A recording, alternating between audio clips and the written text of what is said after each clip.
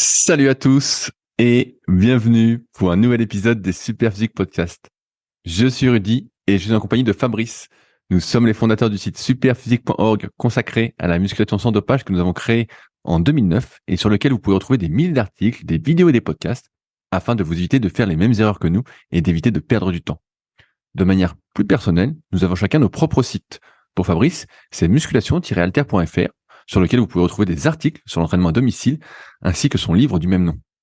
Pour moi-même, c'est sur rudykoya.com sur lequel je propose du coaching à distance depuis 2006, de véritables suivis, mais également des formations en fonction de votre morpho-anatomie, des livres comme le guide de la prise de masse au naturel et le guide de la sèche au naturel que je vous envoie personnellement chaque semaine de manière dédicacée, ou encore la formation super physique sur méthodesp.rudykoya.com pour les plus passionnés d'entre vous. Enfin, vous pouvez retrouver sur le site Superphysique notre marque de compléments alimentaires destinée à améliorer votre santé et dont une bonne partie est bio, et notre application SP Training disponible sur tous les stores afin de vous permettre de savoir quoi faire à chaque séance. Enfin, vous êtes les bienvenus au Super Physique Gym et à la Villa Super Physique à proximité d'Annecy, mais pour ce faire, il faudra me contacter avec le lien directement dans la description. Allez, c'est parti. Salut Fabrice, comment ça va aujourd'hui ? Salut Rudy, ça va? Alors déjà, on va faire notre citation associée au podcast. Ah merde, c'est laquelle ? Justement, comme tu l'as pas encore mémorisé. Donc, si je ne suis pas ce que je fais, je ne pourrai pas devenir ce que je suis. Voilà notre citation. Et donc, si vous écoutez ce podcast en vous entraînant, eh ben, il faut l'éteindre hein, parce qu'on peut pas s'entraîner et écouter un podcast en même temps. Sinon, c'est que vous faites un entraînement de mauvaise qualité. Allez, éventuellement, si c'est du cardio sur le vélo, c'est bon. Mais si c'est un entraînement de muscu, normalement, c'est pas possible d'écouter le podcast en même temps. Vous pouvez pas être focus sur la muscu, vous pouvez pas avoir le flow. Donc voilà. Tu rigoles, mais j'ai eu encore 2 ou 3 élèves en CQP aujourd'hui. Donc là, je suis à Vincennes pour donner des cours en CQP à l'INSEP. Et j'ai encore des élèves que je vois des fois en plein cours sur leur téléphone. Et je dis, mais qu'est-ce que vous faites sur le téléphone ? Et ils me disent, mais non, mais je peux faire plusieurs choses à la fois. Et je leur dis à chaque fois, je dis, non, personne ne fait plusieurs choses à la fois, sauf n'importe comment. Tu ne peux être, entre guillemets, pour reprendre ta citation que j'ai toujours pas en tête par cœur, tu peux pas être bon à quelque chose si t'es pas concentré à ce que tu fais. Et si t'es en train de faire plein de trucs en même temps, bah t'es mauvais. C'est tout. Il y a pas d'histoire. Ouais, mais tu peux pas avoir le flow en plus. Pour ceux qui ont lu le bouquin de prénom et nom Voilà, imprononçable. mais Mickaël quelque chose. Voilà, pour avoir le flow, faut qu'il y ait une continuité. Et, d'ailleurs, souvent, ça arrive pas tout de suite. Donc, bref, c'est l'anti-flow Alors Fabrice, sur le smartphone. est-ce que ça veut dire que quand tu fais ton rameur et ton ski erg, dont tu vas nous donner des nouvelles, tu écoutes un podcast en même temps? Non, comme j'avais déjà dit, ça, tu peux rien écouter en même temps. Je mets la musique de Supercopter et encore, je n'entends quasiment rien, pour tout te dire. Donc, non, non. Il y a que quand je fais le vélo décathlon où là, ça fait pas trop de bruit, où je peux écouter un peu de la musique. Mais non, en faisant le ski erg et le rameur, tu peux rien faire d'autre que faire du rameur et du ski erg, tellement ça fait de bruit. Tiens, d'ailleurs, sur le ski erg, j'augmente un petit peu le levier de résistance. Donc, Non. ah ouais, si. Donc, le concept 2 disait qu'il fallait faire un levier entre 1 et 4. Bon, la plupart des gens font 10 à la salle, mais eux, ils disaient entre 1 et 4. Ils disaient que 1, ça simulait une descente dans la neige, on va dire, et 4, c'est quand la neige est, si j'ai bien retenu, bien dure et que ça monte un petit peu. Donc, bref, moi, j'ai toujours travaillé entre 2 et 3, voilà, même plutôt sur 2. Et maintenant, je commence à mettre 4. Et effectivement, ça congestionne un peu plus. C'est un peu plus musculaire, forcément. Comme l'avait expliqué Rudy, bah, c'est un peu comme si on augmentait le braquet à vélo. Donc voilà, je teste avec 4. Et en Hyrox, j'ai vu que par défaut, c'était mis sur 7. Ah Pour ouais. les garçons, ouais, je crois que c'est 7. Attends, ça doit être ça, que je dise pas de conneries. C'est 7 pour les garçons chez les pros ou super bons, 6 pour les garçons amateurs, et pour les filles, c'est 5 pour les amatrices et 6 pour les pros. Ah Donc, merde, voilà, t'es même pas une fille amatrice, quoi. Ouais, mais c'est bizarre. Il y a des recommandations qui sont différentes entre Concept 2 et Hyrox. Mais en réfléchissant, en regardant un peu sur le net et tout ça pour essayer de réconcilier les choses pour ceux qui ont un ski erg, ce que j'ai compris, c'est qu'en gros, il y avait la technique pour faire des records. Et en gros, tu mets un braquet élevé. Donc, tu mets un levier de résistance élevé et puis tu fais des mouvements avec une très grosse amplitude, voilà, comme une grosse brute. Et donc souvent, bah, ceux qui font des records, du coup, bah, déjà ils sont tout massifs, tout musclés et tout ça, y compris chez les filles. Et par contre, si on suit les recommandations concept 2, tu fais plutôt des mouvements qui sont beaucoup plus proches de celui du skieur, donc l'amplitude est beaucoup plus réduite, tu vas plus vite et puis tu génères en fait beaucoup moins de puissance. Et je pense que les recommandations concept 2, c'est plus adapté à de l'endurance en fait. C'est ce que Je suis j'allais te pas dire, sûr un travail Ouais. cardiovasculaire. Ouais, je suis pas. Ouais, c'est ça. Au travail cardiovasculaire, en fait, je suis pas sûr que même eux, à la base, ils avaient anticipé qu'il y ait des gens qui allaient utiliser le truc comme ça, tu vois. Ils ont un peu détourné l'outil. Voilà, il y a deux techniques. Il y a la technique grosse amplitude comme une brute, hyper musculaire. Puis il y a la technique plein de petits mouvements et plutôt cardio-endurance. Alors que sur le rameur, il y a qu'une forme de technique, quoi. Tout le monde tire de la même façon. Personne ne fait des tout petits mouvements. Mais au skieur, vraiment, il y a des techniques différentes. Mais ça a pris un peu de temps à le comprendre. J'arrivais pas à comprendre pourquoi des fois il y a des vidéos YouTube qui t'enseignaient une technique, puis d'autres qui enseignaient une autre technique. Mais c'est simplement, selon que tu viens du monde du ski, et Ou tu vas faire de la muscu. Voilà, c'est ça. En gros, c'est ça. Selon que tu viens du monde du ski ou de la muscu, c'est des usages qui sont différents. En gros, si t'es un gros bourricot, t'es un gros bourricot, quoi. Oui, c'est vrai que souvent ils sont plus gros. En plus, comme il n'y a même pas de catégorie de poids sur le ski erg pour valider les records concept 2, même les filles, elles sont assez, elles sont grosses entre guillemets pour des filles. Enfin, grosses musclées quoi. Enfin, voilà. Et ça en est où alors ton entraînement? Mon pauvre, je suis une vraie girouette. Oh non! Ah si, j'ai encore déjà Oh, changé 15 fois. oh Ouais, parce qu'en fait, non! j'ai toujours des raisons de m'interrompre. J'ai une vie trop trépidante, mon pauvre Rudy. Donc voilà, j'ai encore dû m'arrêter une semaine parce que j'étais dans la famille. Une semaine? Bah ouais. Dans un mois, je vais faire de la randonnée en autonomie. Donc au final, j'ai laissé tomber ces histoires de programme et puis je fais joujou. Alors, on est déçus, hein. On t'attendait en compétition au prochain championnat du monde de rameur. Mais en fait, c'est pas la bonne façon de faire avec mon truc. C'est comme là, tu vois, il fait beau. Donc j'ai plein d'options d'activités. Je peux aller faire du VTT dans la forêt, je peux aller nager dans le lac, je peux faire ma marche nordique avec des bâtons, la marche normale, etc. Et donc tu vois, quand tu te fixes un programme, après, du coup, imagine le matin il fait beau, et puis si j'ai un programme bien établi, je vais me dire aujourd'hui je dois faire temps au skieur et au rameur, alors qu'en réalité il fait super beau puis que c'est plutôt un temps pour aller nager. Tu vois, ça n'a pas de sens de suivre un programme très précis dans ma situation. Du coup, j'ai comment dire, j'écarte un peu l'idée de trop planifier. Voilà, vu que j'ai pas l'intention de faire de la compète et tout ça. Donc je fais un peu plus instinctif, tu vois. Le truc qui fait pas progresser. Mais bon, moi mon but c'est de me faire plaisir en faisant des activités, c'est pas nécessairement de progresser à tout prix. Donc Non, mais c'est intéressant ce que tu dis parce que ça montre aussi que quand on veut progresser, je dis souvent parce que j'ai beaucoup de personnes qui me contactent pour des coachings à distance et de plus en plus un peu avec ces problématiques-là qui est en fait je suis pas prêt à mettre de l'ordre dans ma vie pour m'imposer un rythme. Et quand je dis imposer, c'est avec les contraintes, donc c'est essayer de faire au mieux quand même, c'est faire des compromis pour atteindre mes objectifs. Et c'est vrai que dès que tu sors de ton rythme, tu peux plus vraiment t'entraîner à fond, quoi. Là, je le vois, moi qui suis à Paris quelques jours, là, j'ai pu courir donc avec des gars et des filles de la classe CQP sur la piste de l'INSEP, donc c'était vraiment le régal. Il y avait personne, on avait toute la piste pour nous. On s'est pris pour des champions olympiques. Demain, je vais tester un kayak sur la Marne parce que j'ai un copain qui va m'en prêter un. Mais bref, tout ça pour dire que quand t'as pas ton rythme et tes habitudes et voilà que t'es pas posé quelque part, c'est très dur de progresser et c'est d'autant plus dur de suivre un programme. C'est pour ça que quand on a des objectifs de progresser, on en avait parlé, je sais pas si c'est avec toi ou avec Clément ou June, mais il y a une différence entre s'exercer et s'entraîner pour progresser. S'exercer, c'est sûr que quand on a la spirit, c'est super cool, on fait que des bonnes séances, on s'amuse tout ça, mais pour progresser, il faut avoir un plan, faut définir des mini-objectifs et faut définir un cadre qu'on peut tenir sur le moyen et long terme pour pouvoir progresser. Sinon, c'est sûr que ça n'a pas trop de sens parce qu'on n'arrivera pas à tenir le plan et à vraiment progresser, quoi. Mais ça n'empêche pas de se faire plaisir, comme notre ami Fabrice. voilà, c'est ça. Donc on va dire que je fais joujou. Mais je suis content, alors c'est le principal. Ouais, mais en plus, il y avait des fois, je finis là-dessus. En fait, c'est un peu, il y a des séances qui sont fatigantes, aussi bien sur le ski erg que le rameur. Et après le soir, quand j'allais faire ma marche, j'étais fatigué et des fois, j'avais pas envie de marcher trop longtemps parce que j'étais fatigué. Mais ça n'avait pas de sens en fait, parce que moi, j'aime bien en fait marcher longtemps si il fait beau et que j'ai le temps pour le faire, tu vois. Donc du coup, mieux vaut des fois faire des séances plus courtes pour après avoir plus d'énergie sur la fin de la journée que si tu es le matin et après le soir être fatigué. Ça, tu vois, ça n'a pas de sens en fait.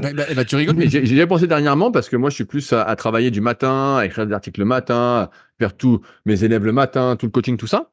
Et j'ai pensé la dernière fois, des fois, comme je m'entraîne en groupe, comme tu as vu avec Belette, et les gars sont du matin, ils veulent s'entraîner à 9h30, à 10h, à 10h30. Et en fait, ça me nique la matinée. Et le problème, c'est qu'une fois que j'ai fait ma séance, comme à chaque fois je fais des séances, ça peut m'arriver de faire des séances faciles, mais que c'est des séances faciles, c'est des séances longues, donc ça me crève quand même. Et en fait, après, quand je rentre, en fait, je suis rincé, quoi. Et je fais beaucoup moins de choses que si, justement, je m'étais entraîné en début d'après-midi. Donc, quand je suis tout seul, maintenant, j'ai vraiment décalé mon heure d'entraînement pour aller m'entraîner en début d'après-midi, une fois que j'ai fini presque tout ce que je veux faire. Sinon, c'est vrai que quand tu fais le matin, après, t'es mort pour la journée, quoi. T'es rincé, quoi. Selon la séance, selon la séance, des fois, t'es un peu fatigué. Bref. Alors, Rudy, je prends mes notes. Donc, il paraît que tu es anglais parce que tu es tout petit. Alors, en fait, j'avais noté plein de notes, mais j'ai perdu ma liste. Donc, du coup, j'ai dû en retrouver de tête. Donc, ce que j'ai vu, malheureusement, c'est encore des histoires de gros, en tout cas pour les 2 premières idées. Je suis tombé sur un article que peut-être vous le saviez pas, mais en fait, les enfants britanniques, donc britanniques de Grande-Bretagne, je pense que ça n'inclut pas l'Irlande, eh ben, ils sont beaucoup plus petits que les enfants européens. Mais comment ça se fait? Alors attends, je dis déjà de combien ils sont plus petits, parce que c'est assez énorme. Donc là, dans la citation que j'ai, c'est en moyenne 7 centimètres de moins que les enfants européens. Et donc l'enfant moyen, ce qu'on appelle un enfant, c'est autour de 5 ans. Et donc comment ça se fait, voilà, que là-bas les enfants sont beaucoup plus petits. Et une des explications, c'est que il y a des pauvres comme dans tout, enfin des gens moins aisés et des gens pauvres comme dans tous les pays, mais apparemment c'est encore plus important la différence au Royaume-Uni ou en Grande-Bretagne. Et en fait, ils mangent très mal parce que les parents peuvent pas payer à manger, ou peut-être qu'ils organisent leur budget différemment, mais bon, toujours est-il quoi là, il y a une partie de la population qui donne de la malbouffe à ses enfants, et en fait là, il y a un lien qui est relativement bien établi entre la taille, la croissance de ton gamin, et puis ce que tu lui donnes à manger. Et en fait, quand tu lui donnes à manger de la malbouffe en grande quantité, et ben ton gamin, il reste petit, et en plus, il est gros. Donc, c'est un petit gros. Il grandit, mais il s'élargit, en fait. Il grandit pas. Il grandit dans un sens différent. Ouais. Et en fait, ça fait 10 ans que ça dure, cette histoire. Et apparemment, donc, le pays, toujours selon l'article que j'ai vu, prend pas tellement la mesure de la chose. Et voilà. Et donc, c'est pour dire à quel point la malbouffe, c'est quand même un truc incroyable, quoi, au point que ça inhibe la croissance, ou en tout cas, ça modifie la croissance par rapport à d'autres gens qui mangeraient un peu mieux. Donc, unbelievable, Rudy. Mais c'est pas, hein. Je sais pas. En fait, moi, comme je donne des cours basiques sur l'alimentation, notamment par rapport aux 2 bouquins que j'ai pu écrire, le guide de la prise de masse naturelle et le guide de la sèche naturelle, qui sont en vente sur mon site rudicola.com, petite pub. En fait, je suis très surpris des maigres connaissances qu'ont la plupart des gens sur l'alimentation. Tu sais, on rigole dans les podcasts, nous ça fait 15 ans qu'on écrit des articles et même plus, toi, avec ton site Smart Way Training à l'époque. Et en fait, on pense que tout le monde sait qu'il faut manger des aliments les moins transformés possibles, il faut manger des légumes, faut pas manger des beignets ou quoi. Et pourtant, les gens mangent n'importe quoi. Tu vois, tout à l'heure, j'étais pareil, je donne des anecdotes. J'ai une petite dédicace au grand Samuel, s'il nous écoute. Euh, et il est parti à la pause, il est parti acheter une pâtisserie. Parce que à l'INSEP, pour ceux qui savent pas, tu peux manger très sain. Vraiment, la cantine est super. Mais tu peux aussi acheter plein de saloperies. Donc là, il s'était acheté un beignet au Nutella. Pour se faire plaisir. Ouais, alors écoute, c'est un jeune qui a 18 ans, donc forcément, voilà, il n'est pas encore peut-être, on va dire, éveillé sur tout ce qui est alimentation, pas encore sensibilisé en tout cas. Il est super fort, il est en équipe de France de force, donc voilà. Et je lui dis, il revient avec son beignet, donc forcément, je lui dis, bah écoute, tu vas pas le bouffer pendant le cours. Je lui dis, je te le rendrai à la fin. Et je lui pose la question. Tu lui piques sa malbouffe, tu sais. Bien sûr. Ouais, c'est la folie. Avant, il fallait confisquer, je sais pas quoi, moi, les téléphones ou les consoles, les Game Boy ou je ne sais quoi. Et maintenant, il faut confisquer la malbouffe.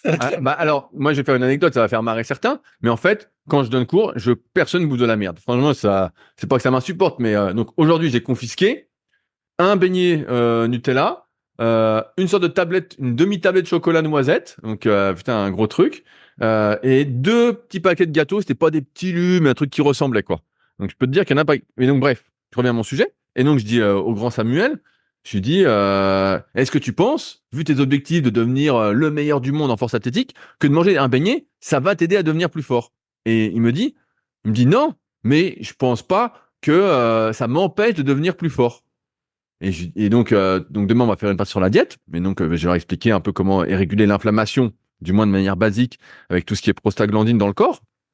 Et mais les gens sont surpris de l'impact de l'alimentation sur l'inflammation, sur la progression, là sur la taille, sur notre façon de réfléchir, sur la prédominance de certains neurotransmetteurs. Bref, à chaque fois, j'ai l'impression qu'ils tombent des nues, comme si ça n'avait que peu d'impact, ce que tu mettais dans ton corps, que peu d'impact sur en fait, ta manière d'être, ta manière d'exister, quoi. Et ça me surprend toujours parce que moi, j'ai l'impression que c'était complètement admis et dans les mœurs, mais pas du tout. En fait, c'est comme tu l'as dit, c'est irréel. C'est complètement irréel. Et tu vois, je suis obligé de confisquer des gâteaux, des gâteaux, des gâteaux. Et mes élèves sont là, disent, ah, bah, tu peux pas nous rendre des gâteaux, on a un peu faim. Et je dis, non, mais je dis, prenez un fruit à la cantine, je sais pas, bouffer des merdes comme ça. Mais non, tu vois, c'est incroyable, incroyable, comme tu dis. Ouais. Alors qu'ils devraient être là avec leur au moins leur pot de fromage blanc ou quelque chose comme ça, là, leur boîte de thon comme on faisait avant, quoi. Bah ouais, On était ridicule, mais au moins on mangeait des aliments qui n'étaient pas transformés. je raconte souvent cette anecdote. Quand j'étais au lycée, donc je gagnais pas d'argent. Franchement, j'arrivais en cours, je disais à ma mère, voilà, achète-moi une boîte de thon et de l'avoine, et je mélangeais de l'avoine et du thon dans un Tupperware, quoi. Et je mangeais ça à la récré et du matin et à 16h, quoi. Et alors c'est sûr, les autres élèves disaient, ah putain, ça a pas l'air bon tout ça. Mais en fait, tu te poses pas la question, tu essayes de manger assez sain, voilà, parce que t'as des objectifs, tu veux réussir. C'est aussi ce truc que j'en ai parlé cette semaine sur mon compte LinkedIn, c'est qu'il y a beaucoup de gens qui disent, moi, je veux juste un peu de résultats. Et donc, quand ils disent un peu, en fait, c'est une manière détournée de dire, bah, j'ai pas envie de trop m'investir. Je pense qu'en faisant un peu, voilà, en mangeant quelques saloperies, en m'entraînant à moitié, tout ça, bah, je peux avoir déjà des bons résultats, je peux déjà être comme ça. Parce que moi, mon but, tu sais, c'est pas d'être comme toi, c'est un peu trop. Et donc, quand ils disent ça, tu te dis, mais en fait, ils n'ont pas compris que même en faisant tout correctement, ils seraient pas comme moi et encore moins comme Arnold, parce que souvent, c'est je veux pas être comme Arnold. Et qu'en fait, tu peux pas faire les choses à moitié et espérer des super résultats, à moins que tu sois super doué, mais ça va marcher jusqu'à un certain âge et une certaine limite. Et c'est incroyable. C'est sûr que on minimise vraiment l'impact de l'alimentation. Je me souviens quand je faisais les podcasts sur le kayak, les secrets du kayak, avant que ça devienne les secrets du sport. Euh, J'avais interrogé un entraîneur qui était entraîneur d'équipe de France et je lui parlais de l'alimentation. Je lui dis, bah, je suis surpris, les athlètes, des fois, je les vois manger, du moins ceux que j'ai vus, je suis surpris, quoi. Je m'attendais pas à ça. Et lui, dans sa tête, c'était, bah, l'alimentation, c'est pour les gains marginaux, en fait. Ça aide à progresser, mais pas tant que ça. Et nous, comme on vient de la muscu, on se rend bien compte que, comme on n'est pas très doué en plus, on se rend bien compte que quand on mange n'importe quoi, bah, l'impact, il est immédiat, quoi. Vraiment, sur ta composition corporelle, sur comment tu te sens en forme, sur comment t'es frais le matin, sur même, j'ai envie de dire, comment t'es souple ou fluide. On le voit tout de suite. Mais ceux qui n'ont jamais mangé vraiment très sain, bah, en fait, ils ont l'impression que, en fait, ça n'a que peu d'impact, alors que l'impact, bah, est monstrueux, quoi. Ouais, ça c'est vrai, c'est une bonne idée ce que tu dis. Ça c'est un avantage qu'on a eu avec la muscu et d'essayer des prises de masse ou des sèches, c'est qu'on voit quand même qu'il y a un lien énorme entre l'alimentation et puis du coup ce qui se passe à la salle d'entraînement et le physique. Et c'est vrai que dans les d'autres disciplines sportives, on a peut-être sauf peut-être ceux qui font des trucs de catégorie de poids et encore, on n'a pas l'impression qu'effectivement ils ont intégré ce lien alors qu'on est pourtant en 2024. Et effectivement, la dernière fois, il y avait une série de podcasts sur les pieds sur terre. C'était dans la tête d'un champion, ça s'appelait. Et notamment, il y avait, je crois, un lanceur de poids qui était interviewé. Et à un moment donné, voilà, Le mangeur de pizza. Ouais, c'est ça. Il est interviewé chez lui. En fait, il se prépare pour essayer d'être qualifié au championnat de France. Et de ce qu'on comprend, c'est que dans sa préparation, il y a énormément de musculation. En fait, c'est ce qu'on comprend quand on écoute le podcast. Et à un moment donné, il est interviewé, puis il dit ouais, bah ce soir, je vais manger, je sais pas, 2 pizzas ou 3 pizzas, j'ai oublié exactement. Et c'est vrai que ça fait un petit peu bizarre parce que le type, Il te dit il fait beaucoup de sacrifices pour essayer de se qualifier. Voilà, en plus, je crois qu'il travaille en plus parce que du coup, il est pas professionnel ou une histoire comme ça. Enfin bref. Mais en fait, sur l'alimentation, il va manger ses pizzas, quoi. Alors bon, peut-être que c'est des pizzas qu'il a fait lui-même et tout ça. Bien sûr, allez. Ça collait pas trop avec le reste, en fait. Et ouais, je suis toujours surpris de ce rapport avec l'alimentation et des sportifs qui normalement sont de haut niveau, quoi. Alors qu'au niveau amateur en muscu, n'importe quel petzouille, quand il fait une compète de culturiste, il va être à la diète pendant 2 mois, 3 mois, etc. Parce qu'il sait que ça a un impact de fou, quoi. Ouais, et puis toute l'année, il va manger quand même assez sain. Le type qui est motivé, à 90%, il va manger sain. Il va se faire une pizza, voilà, dans la semaine. Après, ce qu'il y a, c'est que dans beaucoup d'activités physiques, en fait, comme la muscu, on l'a souvent dit, ça dépense pas tant de calories que ça. Dès que tu fais une activité qui est plus impactante d'un point de vue cardiovasculaire, tu brûles quand même beaucoup de calories. Et donc, tu peux te permettre de manger des saloperies. Il y a une série documentaire sur Jimmy Gressier qui s'appelle... je sais plus comment ça s'appelle, mais bref, vous tapez Jimmy Gressier sur YouTube, vous allez tomber dessus. Et le gars, on le voit manger. Il mange souvent n'importe quoi. Vraiment, ça fait mal au cœur. T'es là, mais en fait, le type enchaîne tellement de kilomètres que je pense qu'il n'a pas l'impression que ça a des effets néfastes et qu'il pourrait être meilleur en mangeant correctement. Un peu comme mon élève tout à l'heure. Je lui dis, mais tu crois que ça va t'aider à être champion du monde? Et il me dit, non, mais ça va pas m'empêcher. Non, ça va pas m'empêcher. Alors que ça n'a que des effets négatifs de manger ça. Ça n'a aucun effet positif, mais c'est vrai que c'est très très surprenant cette minimisation et cette banalisation en même temps de la malbouffe quand on a des objectifs. Tu vois, là, on parle des lanceurs de poids dans le podcast, mais à aucun moment tu te dis que manger 2 pizzas, ça va t'aider à lancer le poids plus loin. Alors peut-être ça va l'aider à être un peu plus lourd, tout ça, mais ça va surtout l'aider à être plus inflammé, à avoir des douleurs, à se blesser plus facilement, à moins bien récupérer. Donc c'est difficilement compréhensible, mais je te dis, l'entraîneur de CAC que j'avais interviewé, il m'a dit, ouais, mais c'est les gains marginaux, ça, c'est pas les gains marginaux, en fait, c'est les gains tout court, l'hygiène de vie, ça fait partie de l'environnement, et soit tu as des résultats, soit ça limite tes résultats. En tout cas, c'est marrant que t'aies retenu toi aussi cette histoire de pizza. Bien sûr. Ça m'a choqué aussi quand j'ai écouté ça. À un moment, il explique que, genre, en 2-3 semaines, il a pris 5 ou 6 kilos, il se sent beaucoup mieux dans son corps, nanana. Je dis, mais mec, attends, tu peux pas faire ça, quoi. 5-6 kilos en 2-3 semaines, mais attends, c'est que du gras, c'est pas du muscle, là. Et le mec dit, ah, je me sens beaucoup mieux, j'ai bien mangé, là. En fait, la notion de sacrifice est devenue complètement galvaudée, quoi. Pour moi, c'est Non, attends, ouais, je t'interromps quand même parce que le type, quand il raconte sa vie, pour ceux qui écouteront le podcast, voilà, on voit quand même qu'il doit faire des sacrifices. Mais effectivement, ils s'entraînent pas tant. Et comparé à un pratiquant de muscu motivé, qui va, un jeune de 20 ans, qui va 6 fois par semaine, 2 heures, le mec fait pas plus de sacrifices, quoi. Ouais, on sait pas, on n'a pas tout le détail. Non. Mais en plus, il dit qu'à un moment, qu'il a gagné beaucoup de records de France en lancer de poids. Donc, tu vois que c'est une élite française, en fait, du lancer de poids. Mais effectivement, sur la diète, on n'a pas l'impression qu'ils s'investissent autant qu'on penserait que nécessaire. Bon, ou alors c'était peut-être juste le cheat meal de la semaine. On n'a pas tout le détail, mais c'est vrai que moi aussi, ça m'avait surpris ce truc-là. Ah, Alors, Rudy, idée 2 dans mes notes, mais bon, on va pas s'étendre vu qu'on a déjà fait sur la diète. Donc là, c'est le retour des vacanciers dans la station balnéaire où j'habite en France. Donc, comme chaque année, la tendance se poursuit. Donc, il y a les gens normaux. Donc, si je prends les trentenaires, ils ont tous du ventre, les mecs, mais tous, hein. Un petit peu ou beaucoup, mais ils en ont tous. Et puis, à côté de ça, tu vois des coureurs torse nu qui sont musclés. Et en fait, ça, c'est quelque chose qui a changé par rapport à avant. Et ça, je l'avais déjà noté les années précédentes. C'est que maintenant, ceux qui font de la muscu, ils font aussi de la course à pied, souvent, ceux qui ont un bon niveau. En fait, ils font tout. Ils font et cardio et muscu. Un peu dans l'esprit, je pense, CrossFit et fitness fonctionnel. Alors qu'avant, ceux qui allaient en salle, souvent, on les voyait pas courir. Et puis, ceux qu'on voyait courir, ils étaient tout maigres. Et maintenant, c'est assez souvent de voir des gens qui ont le full package. Ils sont à la fois musclés et à la fois ils courent. Bien sûr. Ça c'est vachement développé, justement, avec tout ce qui est CrossFit, tout ce qui est Hyrox, t'en parlais tout à l'heure. Ouais. C'est des choses qui montent. Et on voit que on arrive sans objectif de compétition en muscu ou en course à pied, à concilier un peu les deux, tant qu'on n'abuse pas et qu'on trouve son équilibre. Après, tu me fais rire avec tes trentenaires avec du bide. Tu sais que pour la plupart des gens, quand les gens ont un petit bide, en fait, c'est rien, tu sais, c'est normal, ils sont minces. Maintenant, ouais. Alors, c'est sûr que nous, qui sommes dans la muscu depuis plus de 20 ans, on voit ça, on se dit, putain, mais les types sont gras. Mais pour beaucoup de personnes, en fait, ils sont minces. Des fois, je parle avec des gens et je leur dis, bah, putain, lui, il est bien gras. Oh non, il est mince, t'exagères. Je dis, attends, il a du bide et tout. Ouais, mais c'est un petit bide, c'est rien. Ah, mais ça, le petit bide, en fait, on se rend pas compte, mais c'est 10 ou 15 kilos, en fait. C'est 10 ou 15 kilos à perdre pour le perdre. Donc, c'est énorme. C'est énorme.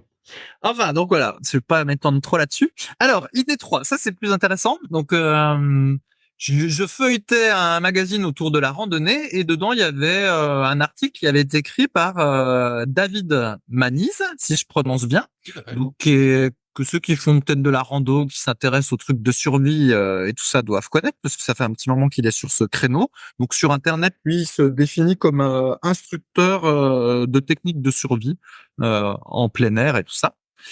Et donc, ce qui était intéressant dans l'article, c'est qu'en gros, c'était un genre ce que je faisais avant et ce que je fais maintenant. Et notamment, il y avait une rubrique sur le sommeil où il expliquait que avant, il était très sommeil fractionné. Il dormait 4 heures par nuit et du coup, ben, il buvait beaucoup de café et tout ça. Et donc, ce que je comprends en lisant l'article, c'est qu'à un moment donné, c'était ce dont il faisait la promotion, ou en tout cas pour lui, quoi. Et puis que bah, petit à petit, il s'est rendu compte qu'il était un peu plus fatigué en faisant ça. Et il est passé à 6 heures de sommeil par nuit. Et puis finalement, il a utilisé, je sais pas quoi, une montre ou un algorithme ou quelque chose comme ça, qui lui a montré que pour lui, eh ben, il lui fallait 8h15 de sommeil par nuit. Voilà. Donc, il écrit dans l'article, le satané algorithme m'a dit qu'il fallait 8h15 de sommeil par nuit. Et puis finalement, bah, il est passé à 8h15 de sommeil et puis s'aperçoit qu'il est beaucoup plus en forme et qu'il a plus besoin de boire de café du tout. Et ce que j'ai trouvé intéressant dans ce truc-là, c'est que finalement, bah, 8h15 de sommeil, grosso modo, c'est un peu le truc de tout le monde, quoi. Bah, toi, Ouais. t'étais plus à 10 heures, je crois, non? Oui, mais alors, tiens, c'est marrant ta blague. C'est marrant ta blague, Wapi, Rudy, je vais y revenir dessus après. Mais donc, voilà, la plupart des gens à nos âges, c'est autour de 8 heures. On dit que les seniors, c'est autour de 7 heures. Et puis, voilà, les adolescents, c'est autour de 9. Et puis, les enfants, c'est autour de 10. Voilà. Au fur et à mesure qu'on grandit, normalement, on a besoin d'un peu moins de sommeil. Mais les fourchettes sont, voilà, on a un peu tous les mêmes. Et donc, finalement, lui, à 8h15, bah, il est, grosso modo, dans la fourchette normale. Il y a rien d'extraordinaire. Et puis, on voit qu'avant, il faisait quelque chose d'un peu compliqué, tu vois, le sommeil fractionné, machin, etc. Et puis qu'au final, il revient à un truc beaucoup plus classique et puis ça a l'air de convenir. Mais ouais, c'est sûr que c'est moins fun, entre guillemets, et moins exaltant de dire bah, je dors 8h15 par nuit plutôt que de dire ouais, bah, je faisais du sommeil fractionné en faisant 4 heures la nuit, etc. Tu vois, ça fait moins instructeur sur lui tout de suite, ça fait beaucoup plus banal. Et mais au moins, il a l'honnêteté de dire qu'il y a eu un changement comme ça. Et effectivement, dans l'article, il dit aussi, ce satané algorithme m'a dit que je devais dormir 8h15. Et là, tu as fait une blague en disant, hey, toi, Fabrice, toi, c'est plutôt 10 heures par nuit. Et en fait, c'est marrant parce que c'est comme s'il y avait une connotation négative à dormir beaucoup. Et pour moi, il y a une connotation négative à faire la grasse matinée tout le temps. Tu vois, ça fait un peu le loser qui arrive pas à se lever. Encore que, bah, il y a des gens qui sont du matin, il y a des gens qui sont du soir. Mais bon, voilà, on peut avoir voilà, moi j'ai un biais négatif quand on passe son temps à se lever tard, peut-être à tort ou raison. Mais par contre, je n'ai pas de biais négatif si jamais, ben voilà, s'il y en a qui doivent dormir 9 heures par nuit puis qui sont en forme en dormant 9 heures par nuit, ben voilà, c'est comme ça, c'est 9 heures. S'il y en a qui doivent dormir 10 heures par nuit, ben voilà, c'est comme ça, c'est 10 heures par nuit. Mais tu vois, là, il y a un biais avec la blague que tu m'as faite et avec lui, ce qu'il y avait dans l'article, comme si c'était un peu la honte de devoir dormir, entre guillemets, plus que la moyenne ou au niveau de la moyenne. Alors que Macaroni, notre président, lui, apparemment, il peut dormir pas 20 heures par jour. et être en forme. Ben bon, il y a beaucoup de menteurs aussi là-dessus. J'avais déjà raconté la blague où PPDA, Patrick Porte d'Arvor, il nous disait qu'il pouvait écrire des livres, plein de livres chaque année, en plus de son boulot à la direction de TF1 puis au journal, plus en plus toutes les gonzesses qui se tapaient, comme l'histoire l'a montré, Ah, avec quand il consentement, était au je crois, en journal. plus. Ouais, c'est ça, ouais, avec le consentement. Et parce qu'en fait, il dormait que 4 heures par nuit, alors qu'en réalité, il y a aucun livre qui est écrit lui-même, c'était tous écrit par des nègres, très probablement. Donc bref, c'était de la mitonnerie. Mais bon, voilà. Pour Macron, il est possible que ce soit vrai, qu'effectivement, il puisse tenir avec 6 heures par nuit, ou en tout cas, à sa belle époque, il pouvait tenir 6 heures par nuit en étant très frais le matin. Mais bon, c'est pareil, c'est pas non plus ce qu'il prend, tu vois. Là, David Manis, il dit, je devais boire beaucoup de café. Et c'est vrai que c'est le café, on le voit quand on en boit. Moi, ça marche en fait. C'est un peu excitant. Donc effectivement, je pourrais dormir peut-être 7 heures toutes les nuits, boire 1 litre de café le matin, puis être à peu près là comme je suis en dormant 8 heures par nuit. Après, est-ce que tu fais ça pendant 10 ans? Est-ce que c'est sain? Voilà, c'est une autre histoire. Hein, bon. Donc, en fait, tout ça pour dire que parfois, on peut avoir des gens, une élite sur un sujet qui va préconiser des techniques qui peuvent sembler exotiques et un petit peu valorisantes. Et puis au final, eux-mêmes ils s'aperçoivent que finalement, c'était trop exotique ou trop exigeant. Ils reviennent à des trucs plus classiques. Sauf que parfois on le sait pas. Alors que là, au moins on le sait. Et il précise aussi dans l'article qu'à un moment donné, il a fait un burn-out. Alors il est pas bien clair si si ça a un rapport avec le sommeil ou si ça a un rapport avec sa vie personnelle. Je connais pas assez, mais ça c'est pareil, il le précise. Et c'est pas toujours précisé, mais plusieurs fois j'ai entendu, je sais plus où, lu sur internet ou d'anciennes stars du développement personnel qui préconisaient des trucs un peu fous. Et ben au final, ils finissent par faire un burn-out et puis après, c'est un peu la queue basse et puis on revient dans des trucs plus classiques. Et ouais, c'est ça. Donc, faut se méfier des trucs un peu trop hardcore. Ouais, mais C'est ça. C'est le sentiment un peu d'appartenir, comme tu l'as dit, à une élite, d'être un guerrier. Ouais, j'ai pas besoin de dormir, vous êtes tous des gros feignants. Vous voyez, c'est n'importe quoi.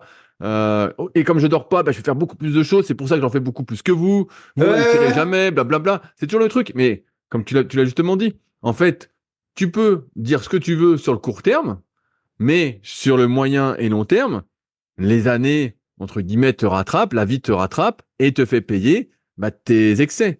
Si on pouvait ne dormir que 4 heures par nuit en fractionné et être en forme, plein de gens le feraient. La réalité, c'est qu'on se rend compte, en s'écoutant tout simplement, que si tu dors 4 heures, t'es rincé, quoi. T'es rincé, il y a un moment, t'exploses, quoi. Mais c'est vrai que ça fait moins guerrier. Comme je disais, tu dors 10 heures, c'est sûr que ça fait moins guerrier de se dire, putain, j'ai besoin de dormir 10 heures. Mais ouais, faut se méfier des recommandations sur le court terme, toujours des nouveaux trucs, comme si après la personne redécouvrait, en fait, les choses simples, ouais, t'as besoin de dormir, allez, je caricature, entre 22 heures et 7 heures du matin, entre guillemets, et voilà, et c'est comme ça que tu vas être en forme. Alors que toi, t'as envie d'avoir une technique pour moins dormir parce que t'as plein de projets, t'aimes faire plus de trucs, et donc tu dis, ah tiens, lui, c'est un type costaud, et voilà. Et David Maniz, il avait un super podcast à un moment, je sais pas s'il l'a encore, que j'écoutais. Et c'était justement hyper intéressant. Mais ça m'étonne pas en fait ce qu'il dit. Ce qui est bien effectivement, c'est que il nous fait le parallèle entre ce qu'il a fait, là où ça l'a mené, et voilà les solutions qu'il a mis en place, qui en fait font de lui finalement quelqu'un de moins guerrier en apparence. Mais bon, c'est comme d'habitude, on court après une sorte d'héroïsme en nous. En fait, on n'a pas quoi. Mais c'est un peu la société. Je sais pas si t'écoutes des podcasts de sport, mais à chaque fois, c'est quel héros, quel courage. Le type a tapé dans un ballon, quoi. C'est bon. Il n'y a pas de courage ni d'héroïsme. Le type, c'est rien du tout. C'est bidon. Et je caricature, mais c'est un peu ça. En fait, j'ai l'impression que on veut tout romancer, être héroïque, alors que bon, déjà faire les choses correctement, ce serait déjà bien, quoi. C'est un monde de fou, quoi. Alors, ID4, mais elle est pas notée et ça va aller très très vite. Eh bien, donc, j'ai entendu en podcast que notre Macaroni, donc notre président, Macaroni, donc il va nager dans la Seine. Non. Apparemment, Hidalgo. J'y crois pas du tout. Moi, j'y crois pas du tout non plus, mais bon. Les menteurs. Pour montrer que la Seine est propre. Dans le cas, parce que voilà, il y a des épreuves qui vont avoir lieu dans le cadre des JO, donc je crois qu'il y a le triathlon. Après, je vais pas tout écouter vu que ça m'intéresse pas plus que ça. Mais bref, il est censé aller nager. Et du coup, il sait pas nager. Je pense qu'il sait nager. Je pense qu'il est quand même assez sportif, notre Macaroni.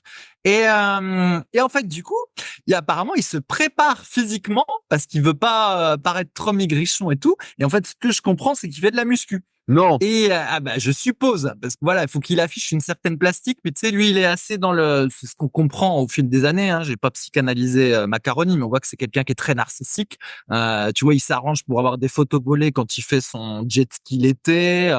Il fait des photos pendant qu'il fait de la boxe, avec peut-être un bras un peu morphé ou en tout cas une photo un peu travaillée pour qu'on voit une petite veine sur le bras, etc. Voilà, il a envie de plaire puis de montrer que c'en est un, quoi. de vrais mecs, même s'il y en a d'autres qui pensent que justement c'est peut-être pas un vrai mec.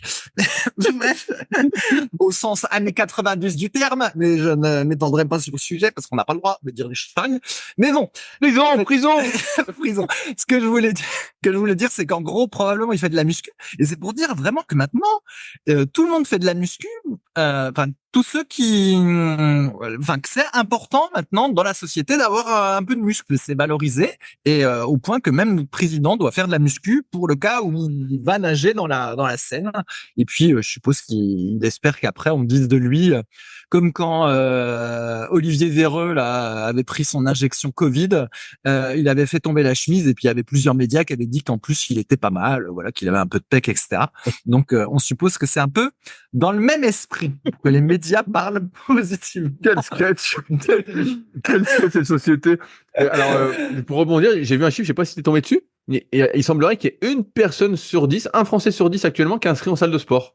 Donc, je l'ai pas vu le chiffre. C'est 6 millions 8 ou quelque chose comme ça de Français qui sont inscrits en salle de sport. Donc c'est assez énorme, hein. Tu vois, pour rebondir sur ce que tu disais, de toute façon, c'est pas compliqué. La plupart des gens maintenant vont en salle. Alors il y en a beaucoup qui prennent des abonnements et qui n'y vont pas. C'est comme ça que la plupart des salles survivent, hein, avec les gens qui s'inscrivent, qui se désabonnent pas, qui laissent traîner. Mais c'est vrai que tu croises dans la rue. Là, je vois à Vincennes, je me promène, il y a pas mal de gars qui, on voit, qui font de la muscu, qui font du sport, voilà, qui s'entretiennent, hein. On voit, alors qu'avant. Ouais, ça se voit.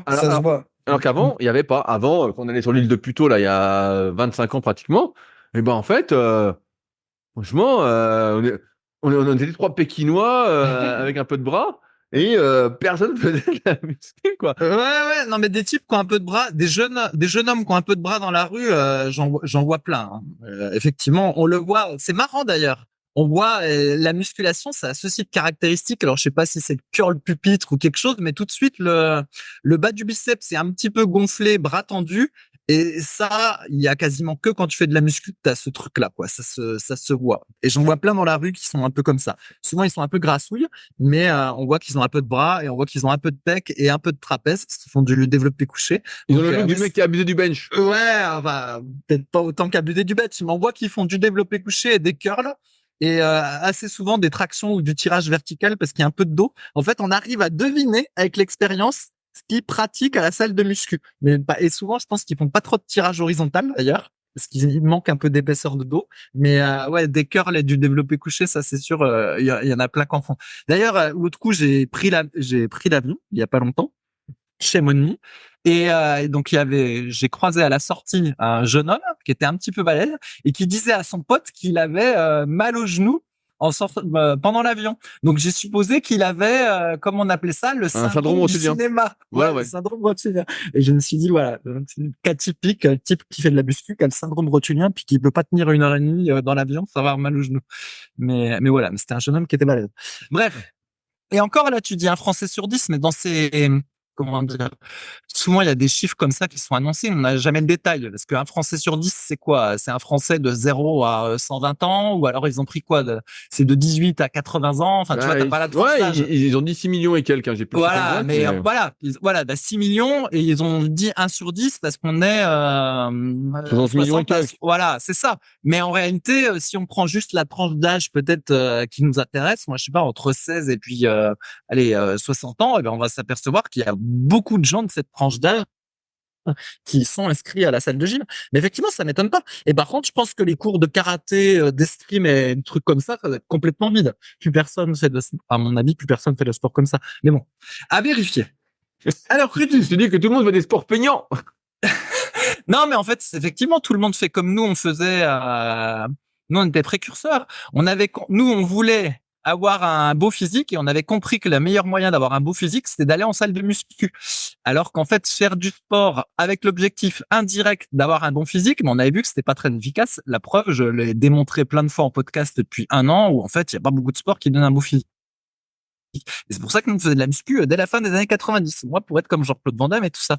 Mais en fait, maintenant, cette idée s'est répandue au grand public. Ils ont compris que, voilà, si tu veux être musclé, le meilleur moyen, c'est la salle de muscu. Et ça tombe bien, il y a des salles de muscu partout. C'est ouvert 24/24, c'est super pratique, c'est beaucoup moins contraignant que le reste. Puis c'est pas cher. Et voilà. Puis en plus, c'est pas cher. Donc, en gros, ils font tous les raisonnements qu'on avait fait il y a 20 ans, ils les font aussi. Puis voilà, d'où l'engouement. Et tout ça. Et pour te dire, là, même dans ma famille où je suis allé voir ma famille ces temps-ci, donc c'est à Trifouilly-les-Oies, et maintenant, j'ai vu un Basic Fit et tout ça, enfin bon, des trucs inimaginables dans les années 90, quoi, où il n'y a qu'une pauvre salle de gym qui était ouverte, puis encore à pas beaucoup d'horaires. Bien sûr, il y en a plein. avec des Et horaires improbables. Hein. Moi, quand j'étais à Tremblay, les horaires, c'était genre 10h, 13h et 16h, 20h, tu vois. C'était, t'avais pas tôt le matin, t'avais pas tard le soir, t'avais le milieu d'après-midi, c'était fermé. Franchement, c'était des trucs de fou. Maintenant, c'est vrai que c'est 6h, 23h, si c'est pas 24h24. Hein. Ouais. Ça a changé, Rudy, ça a changé. Alors, j'ai plus d'idées. Est-ce qu'on a le temps pour faire une question Mais oui, avant on que a le le podcast s'arrête? temps. On a le Allez, temps. vas-y. J'espère que t'as noté. Mais oui, j'en ai Question. sélectionné. Alors, je regarde la plus courte. Pour toi. Ouais, vas-y. Alors, je regarde ce que j'ai choisi. Parce que j'en ai choisi plein, comme vous vous doutez. À chaque fois, j'en prends plein. Tiens, je vais répondre à la question de Seb. Et semaine prochaine, je répondrai à ta question MK en détail avec June, parce qu'elle est un peu longue à répondre ta question sur tes douleurs. Mais je vais répondre à la question de Seb. Seb, donc, il poste souvent sur les forums. Et d'ailleurs, avant de répondre à sa question, il contribue grandement à l'amélioration de l'application SP Training. Si vous êtes nouveau sur le podcast, on a une application qui s'appelle SP Training, qui est disponible sur le Play Store et sur l'App Store, sur laquelle on travaille beaucoup et qui est, j'ai envie de dire, plutôt révolutionnaire en termes justement de coaching, dans le sens où elle vous dit quoi faire à chaque séance en fonction de ce que vous avez fait, avec un petit chatbot avec à mon image, donc qui reprend en grande partie ma méthodologie. Donc combien de répétitions vous devez faire, combien de kilos vous devez mettre, combien de temps de récupération vous devez prendre. Bref, c'est un super cahier d'entraînement, il y a plein d'autres petits trucs. Et donc Seb participe grandement sur le forum à son amélioration. Et je dis ça parce que vous êtes également les bienvenus pour participer sur le forum à l'amélioration de l'application, parce que l'application, elle est avant tout pour vous. C'est pour vous aider à progresser. Nous, ça fait plus de 20 ans qu'on est dedans, donc on n'est plus là. Mais c'est notre but et notre ambition avec cette application. Dans tous les cas, je vous invite à l'essayer parce que vous avez le premier mois gratuit avec toutes les fonctionnalités. Bref, Seb pose une question. Dans Méthode d'entraînement des années 70-80, Gundil, donc co-auteur des méthodes de Lavier qu'on recommande fortement, parle au début de séries avec mini-amplitudes, notamment des squats où en position basse, les champions de l'époque faisaient des mini-amplitudes de 10 cm en fin de séance. Il semblerait que ce soit redoutable pour la congestion et la prise de cuisse. Il y a quelques années, j'utilisais cette technique pour les abdominaux. C'est vrai que c'était une bonne façon d'intensifier ces séances. Je pense que c'est aussi une bonne idée pour les relevés de bassin. Pour le squat gobelet, ne serait-ce pas une bonne façon d'intensifier en chargeant moins? Avez-vous une expérience sur le sujet? Fabrice, qu'est-ce que tu penses de ces séries où tu vas te concentrer sur l'amplitude entre guillemets d'étirement avec un poids léger et faire beaucoup de répétitions? Est-ce que ça permet de prendre du muscle? Est-ce que c'est quelque chose d'optimal où on prend du muscle un peu comme on prendrait du muscle avec des séries de 3? Ouais, effectivement, je sais pas s'il y en avait tant que ça qui faisait ça. Je sais qu'il y a Serge Nebret qui était, qui était réputé pour faire des dizaines, des centaines, voire des milliers de répétitions en faible amplitude au squat, même parfois du squat à vide ou des trucs comme ça. Moi, j'ai l'impression que l'idée, c'était qu'il faisait ça parce que c'était pour avoir une meilleure définition musculaire et qu'on voit mieux, entre guillemets, les différents faisceaux du muscle ou quelque chose comme ça.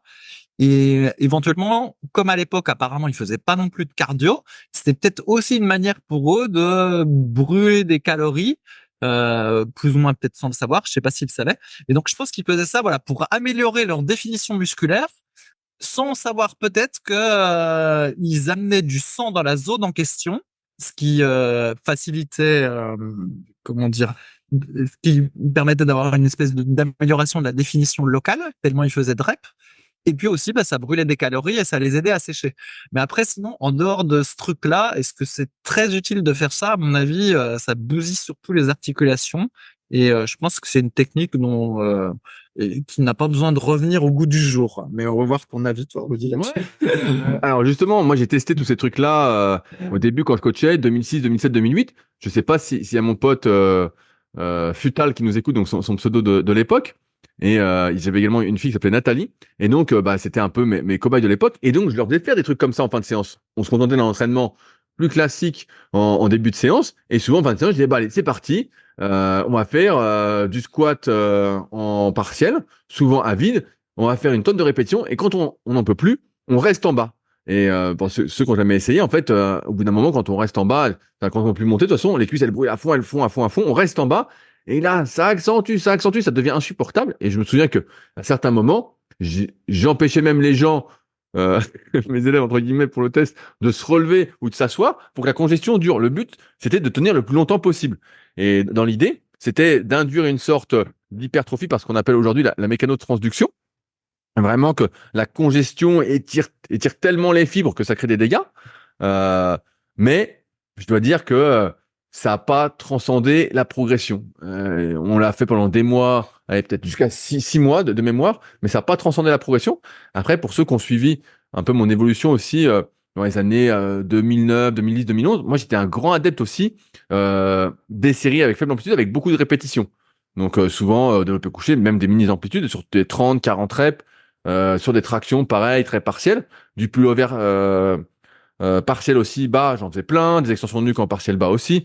C'était plein de trucs comme ça, vraiment en position d'étirement. Et là, pour le coup, je mettais assez lourd. Et je faisais pas des séries de 50 ou 100, hein, moins. Et je voyais que ça donnait du muscle. Mais le problème, on en revient à ce que j'explique dans un peu les bases d'analyse morpho-anatomique avec les élèves en BPJ ou CQP. Et je dirais un truc à la fin du podcast pour ceux qui s'intéressent, si j'oublie pas, c'est que quand tu es en position d'étirement, en fait, tu te retrouves dans une position qui est de faiblesse pour tes muscles et pour ton corps. En fait, on a une position, une longueur optimale qui est en gros proche de notre position de repos. Donc souvent, c'est quand tu es debout, bah voilà, tes cuisses en position de force. Plus tu vas te retrouver étiré, moins ta types qui peuvent se contracter, plus tu es en position de faiblesse, et c'est souvent dans ces amplitudes d'étirement que tu te blesses. Donc l'idée de passer du temps dans ces amplitudes d'étirement avec des poids plus ou moins lourds, forcément que les poids vont augmenter progressivement avec le temps, bah, c'est ce qu'il y a de plus traumatisant pour les muscles. Donc d'un côté, c'est bien, et de l'autre côté, bah, c'est ce qu'il y a de plus traumatisant pour les articulations, les tendons. Et donc, c'est des choses qui, à terme, vont provoquer des blessures. C'est pour ça que, en règle générale, à moins d'être très jeune ou quoi, on fait ces exercices qui étirent avec des poids très légers, par exemple des écartés couchés, tu vas pas rester en bas, tu restes en bas à fond, c'est comme ça que tu t'arraches un biceps ou un pec. Donc, soit tu fais avec des poids très légers en série très longue, mais tu fais pas des mini amplitudes avec des poids lourds là-dessus. Et comme tu cherches à progresser, bah forcément, c'est voué en fait à être des exercices dangereux, traumatisants, et pas des choses qu'on va recommander particulièrement de faire. Et j'en arrive à ce que je disais à Seb sur le forum, c'est que malheureusement, on n'arrive jamais à compenser le manque de charge, le manque de tension mécanique par un accroissement du volume d'entraînement, du temps sous tension. On l'a partagé plein de fois avec Fabrice qui avait essayé de réduire ses temps de récupération et moi aussi, je les ai bien réaugmentés depuis. Où en fait, tu dis bah ouais, mais ça va le faire, ça va le faire. Et en fait, quand on réduit ses temps de récupération pour mettre moins lourd, donc on fait des séries plus longues pour mettre moins lourd, on se dit bah non, mais je vais compenser par le temps sous tension. En fait, on rend l'effort beaucoup plus énergétique et cardiovasculaire que musculaire. Et donc, bah, c'est loin d'être optimal pour prendre du muscle. Ça peut faire prendre du muscle, mais comme dirait Jérôme, donc Gundil, tout le monde n'est pas Serge Nubret, hein, sinon ce serait facile. Tu gonflerais en faisant plein de mini-reps comme ça. Même si ça brûle, t'apprendrais à résister. Mais en fait, tu n'arrives pas à compenser le manque de poids par cette augmentation du stress métabolique. Donc finalement, comme l'a dit Fabrice, c'est assez dangereux. Et c'est pas quelque chose qu'on va recommander particulièrement, d'autant plus que ce qui se passe, c'est que quand tu fais ça, à la fin, ton amplitude, elle est de plus en plus restreinte, quoi. Tu veux augmenter les poids, tu veux augmenter les reps, et donc tu restreins. Il y a une vidéo que j'avais fait à l'époque, que j'ai enlevée depuis, où je faisais 30 reps à 122,5 au développé couché en mini amplitude, et ça ressemblait à rien, quoi. Vraiment, c'était ridicule, mais je me rendais pas compte, et quand j'avais filmé, c'était ridicule. Et, euh, et ouais, en fait, tu te rends pas compte, tu es toujours dans ce truc, c'est pour ça que je suis pas pour les amplitudes d'étirement partiel, en restant dans cette zone-là. Certes, c'est efficace, mais c'est comme ça que tu te niques. Coleman, c'est un truc qui faisait beaucoup au squat, de pas remonter à fond, de rester vraiment dans la position d'étirement. Et on a vu comment ça a fini aussi. C'est hyper destructeur, quoi. Parce que encore une fois, tu es très loin de ta position de force, de ta longueur optimale. Et c'est plus des trucs à faire, on va dire, très léger, sans trop forcer, peut-être pour, on va dire, la souplesse. Et ça s'arrête là. Ouais, mais en fait, il y avait deux, oui, il y a deux techniques. En fait, là, tu as répondu, mais un peu en mélangeant deux techniques. Il y a le truc de faire des tas de répétitions au poids de corps en amplitude réduite sur certains mouvements. Voilà, je sais pas moi, les crunchs, les sit-ups ou les squats, quelque chose comme ça. Voilà, dans le but éventuellement d'améliorer sa définition musculaire et puis en allant chercher la brûlure. Il y a Ensuite, la deuxième technique, là, c'était ce que faisaient une partie des pros, et peut-être qu'ils font encore. Donc, comme tu as cité Ronnie Coleman, où là, c'est que tu fais une séance de muscu classique, mais à la place de faire ton développé couché en pleine amplitude, et ben, tu fais que l'amplitude basse. À la place de faire ton squat en pleine amplitude, et ben, tu fais que l'amplitude autour de la parallèle, mais avec des poids normaux, hein, enfin, avec un entraînement normal. Effectivement, ça, on en a vu. Il y avait plein de pros qui faisaient ça.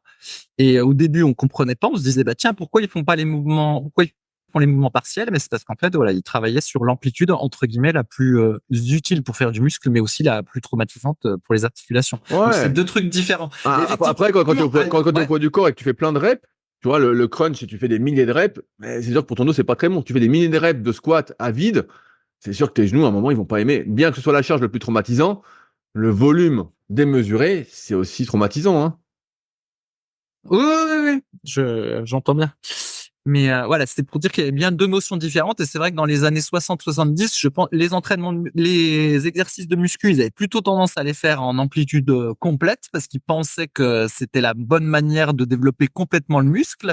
Et donc, du coup, ben voilà, ils faisaient le développé couché en amplitude complète, le développé couché avec halter, ils allaient chercher loin, etc. Tout était en amplitude très complète. Mais c'est vrai que sur les mouvements poids de corps, j'avais déjà entendu cette idée que il y avait des petits mouvements partiels répétés des tas de fois. Mais je sais pas si tous faisaient ça hein, quand même. Non, tous Nubret, tous peut-être, ne mais le les faisaient pas. autres, c'est pas clair. Hein. Ouais. Mais certains le faisaient. Moi, je me souviens qu'il y avait un gars dans ma salle qui s'appelait Michel Bello.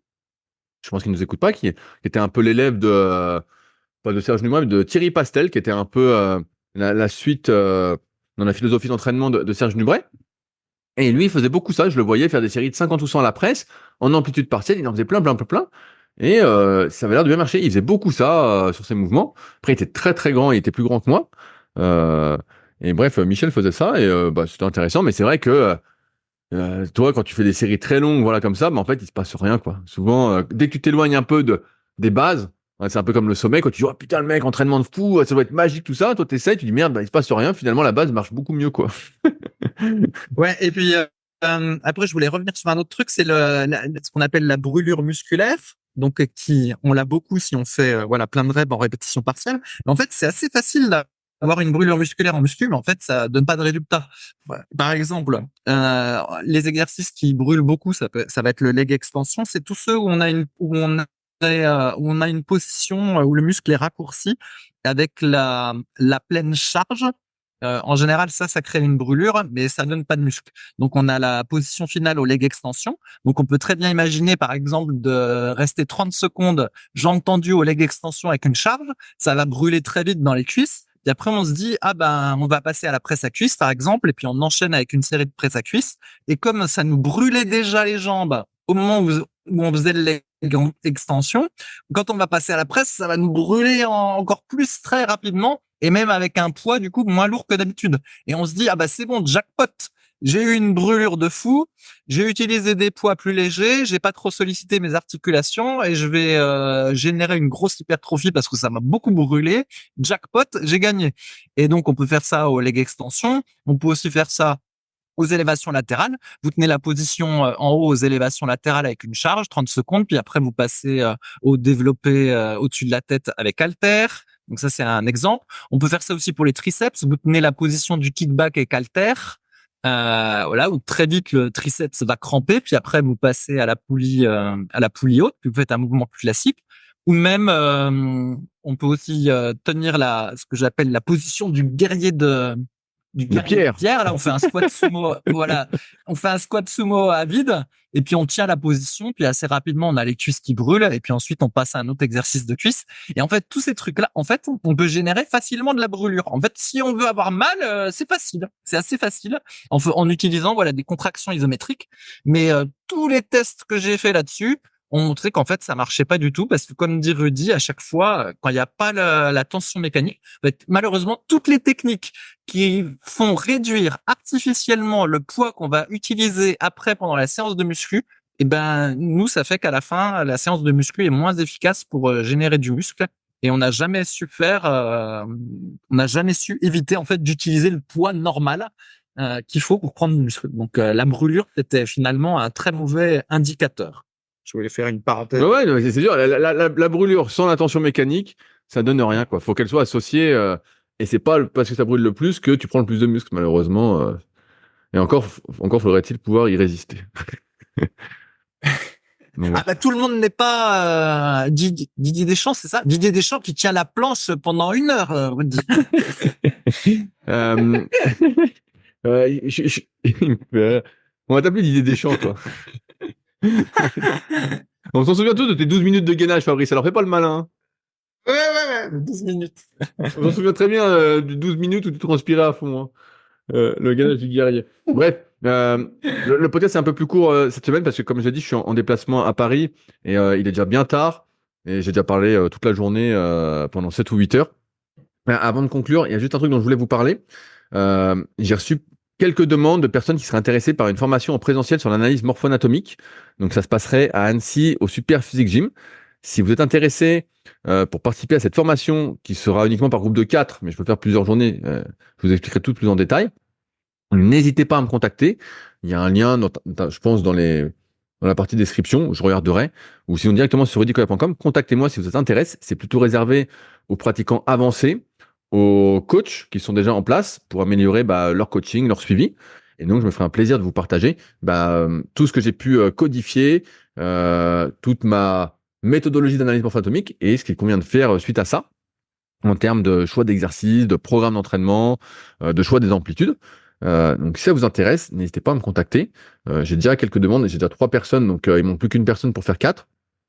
Et voilà, et donc je peux organiser plusieurs journées si ça vous intéresse. Bref, j'en ai déjà trop dit. Sur ce, n'hésitez pas si vous avez des questions à les poser sur les forums Superphysique, www.superphysique.forum. Si vous souhaitez les meilleurs compléments alimentaires faits par des gens qui ne veulent pas vous arnaquer, ça se passe sur superphysique-nutrition.fr. Et sinon, on se retrouve la semaine prochaine pour de nouvelles aventures. Salut à tous. Salut!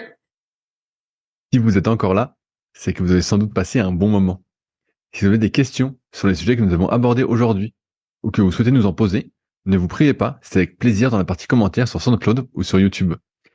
Si vous avez des questions qui n'ont rien à voir avec les sujets abordés, par contre, cela se passe sur les forums Superphysique, qui sont les derniers forums de musculation du web et qui est également les premiers sur www.superphysique.org. Enfin, merci d'avance pour votre soutien, notamment à ceux qui laisseront des commentaires sur les applications de podcast, que ce soit Spotify ou Apple, avec évidemment la note de 5 étoiles sur 5. Je compte également sur vos partages sur les réseaux sociaux que je repartagerai avec plaisir. Sur ce, bon entraînement et à la semaine prochaine.